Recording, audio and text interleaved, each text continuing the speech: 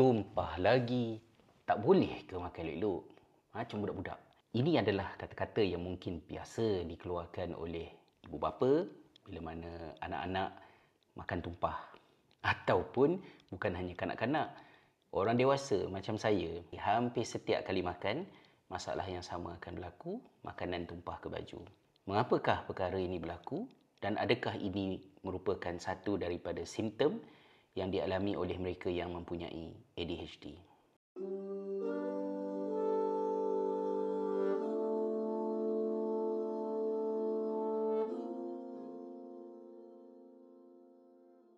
Assalamualaikum warahmatullahi wabarakatuh. Salam sejahtera. Terima kasih sahabat-sahabat kerana sekali lagi memilih untuk bersama dengan saya, Hazrizal, di dalam perkongsian kita pada kali ini.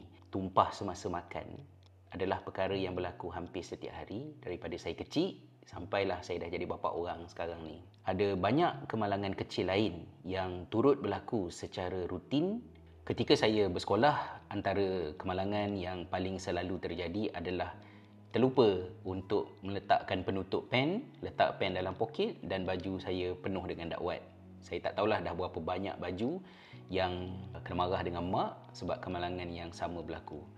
Cumanya mungkin kerana saya bukan seorang yang hyperaktif dan orang kata high risk behaviour budak-budak nakal masa kecil-kecil, jadi saya tidaklah begitu banyak melakukan benda-benda yang menambah risiko untuk kemalangan besar berlaku. Tetapi kemalangan-kemalangan kecil itu memang berterusanlah. Terkena pisau, tercucuk ini, tercucuk itu, poket baju Melayu tersangkut dekat tempat buka pintu. Tak tahu dah berapa baju Melayu poket terkoyak kerana benda yang sama. Seluar putus dekat tempat bahagian pinggang kerana tersangkut pinggang tu di bahagian benda-benda yang ada di sekeliling. Kaki tersepak, bucu meja, bucu almari, sentiasa. Dan saya anggap saya sebagai seorang yang clumsy, tak matang, perangai macam budak-budak. Tetapi kita masking lah, maknanya kita sembunyikan dia.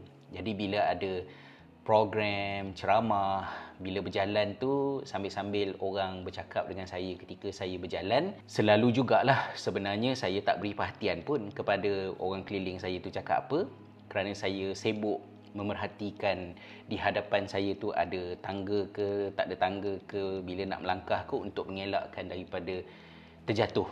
Dan kadang-kadang kalau tak ada apa-apa pun, for unknown reason kaki saya tersangkut pada kapet dan boleh orang kata memalukan diri lah.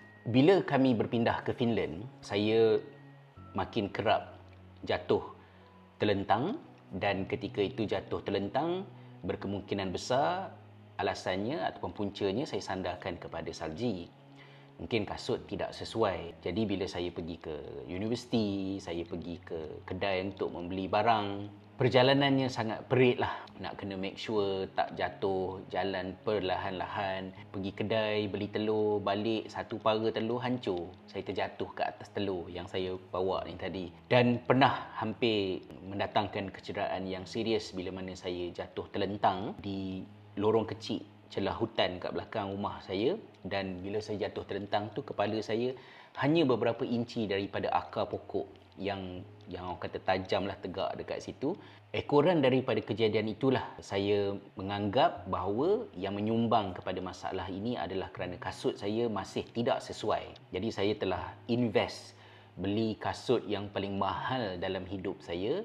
Di tapaknya itu ada titik-titik biru yang bila titik biru itu bersentuhan dengan permukaan licin yang sejuk, dia akan menjadi kesat dan akan menambahkan grip kasut berkenaan. Saya tak pakailah yang paku-paku tu kerana saya tidak suka. Susah untuk pakai paku tu. Satu, kasut saya saiz besar. Keduanya, bila masuk dalam bangunan kita kena tanggalkan dia kan. Dan semenjak saya menggunakan kasut berkenaan, jatuh terlentang kerana licin salji ni sudah sangat kurang terjadi. Tetapi dia belum memberhentikan masalah terjatuh. Saya masih pakai kasut yang sama ketika travel ke sana sini dan kemalangan menjadi lebih teruk. Antara tempat dalam hidup ini yang saya takut adalah tangga. Bila saya turun tangga, naik tangga, saya perlu berpegang dengan sesuatu. Sama ada saya pegang dekat tempat pegang tangan tu ataupun dekat dinding. Cukuplah sekadar saya sentuh dengan hujung jari pun tak mengapa. berbanding dengan freehand dan hanya bergantung kepada penglihatan untuk tengok, kemungkinan untuk jatuh tu sangat kerap, sangat tinggilah untuk dia berlaku. Dan dengan kasut yang sudah elok itu, saya berdepan dengan masalah jatuh tangga ini berulang-ulang kali. Terutamanya di tempat yang saya tidak begitu familiar dan ketika fikiran saya sibuk. Selalunya bila travel keluarga ni, kerana saya kena tentukan nak pergi mana, nak jalan dekat mana, nak naik tram ke, nak naik kereta api ke, lepas ni nak makan apa, nak makan dekat mana, hujan, pukul berapa, nak semayang dekat mana dan macam-macam lagi. Dan itu menyebabkan fikiran kita jadi berserabut.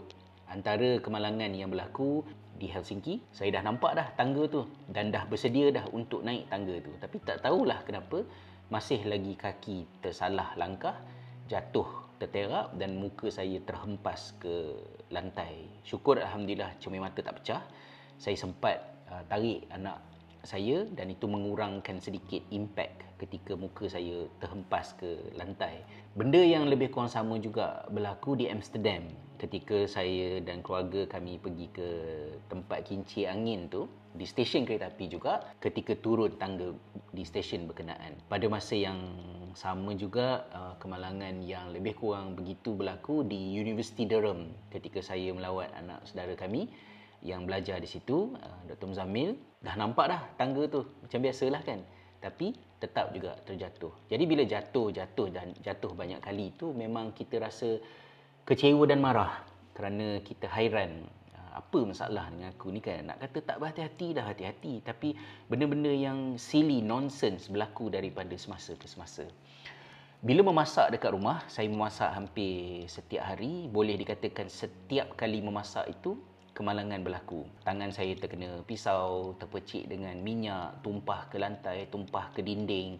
Tetapi oleh kerana dia berlaku setiap hari, maka kita uruskan sahajalah perkara-perkara itu. Oleh kerana dia berlaku saban hari, maka saya sentiasa perlu ingatkan diri agar tidak mengendahkan perasaan negatif tersebut. Hanya selepas saya diusulkan berkemungkinan mempunyai ADHD pada tahun 2016, saya bertemu dengan beberapa istilah yang berkemungkinan boleh menerangkan apakah masalah yang sedang saya hadapi. Yang pertamanya adalah dyspraxia sendiri, yang keduanya pula adalah postural sway. Postural sway itu merujuk kepada pergerakan-pergerakan kecil yang berpaksikan kepada gravity point pada badan kita. Tujuannya adalah untuk mencari keseimbangan, memastikan kita dapat bergerak dengan lancar dan selamat. Akan tetapi bagi mereka yang ada ADHD, satu daripada cabaran yang dihadapi oleh sesetengah mereka, tak semestinya semua orang ada masalah itu, ialah koordinasi yang bermasalah di antara tangan yang nak buat kerja, kaki yang melangkah, mata yang memerhati. Ada gangguan pada koordinasi tersebut. Perkongsian saya ini bukanlah bermaksud saya memang ada postural sway ataupun dyspraxia yang saya sebutkan tadi. Saya tidak ada pengesahan spesifik daripada psikiatris saya mengenainya, tetapi ia adalah sebahagian daripada perkara yang doktor tanya saya ketika melakukan assessment. Doktor highlight hubung kait di antara kemalangan-kemalangan yang saya sebutkan dalam proses penceritaan daripada kecil sampai ke dewasa. InsyaAllah pada satu hari bulan Mac nanti ada perjumpaan sekali lagi dengan doktor untuk maklum balas terkini kan. Apa yang saya harapkan adalah perkongsian-perkongsian seperti ini membuka ruang untuk sahabat-sahabat, kalaulah ada anak ke, isteri ke, suami yang makan tumpah, yang prone to accident, selalu berlaku kemalangan, pertimbangkanlah untuk tidak membebel dan marahnya. Tak boleh ke? Tak boleh ke? Kadang-kadang bila kita kata tak boleh ke? Tak boleh ke itu, seolah-olah itu berlaku benar-benar berkaitan dengan free will, kecuaian semata-mata tanpa memikirkan berkemungkinan semua itu terjadi kerana ada sesuatu yang organik, ada kaitan dengan physical impairment yang ada pada seseorang itu yang memerlukan kepada kita untuk memandangnya dengan empathy dan menghubungkan dot yang saya sebutkan tadi. Tidak semua orang yang jatuh tangga makan tumpah itu ada ADHD ataupun postural sway, tetapi itu adalah di antara perkara yang berkemungkinan boleh memulakan perjalanan untuk memerhati kalau-kalau masalah itu ada dan perlu diberikan bantuan. Wallahualam.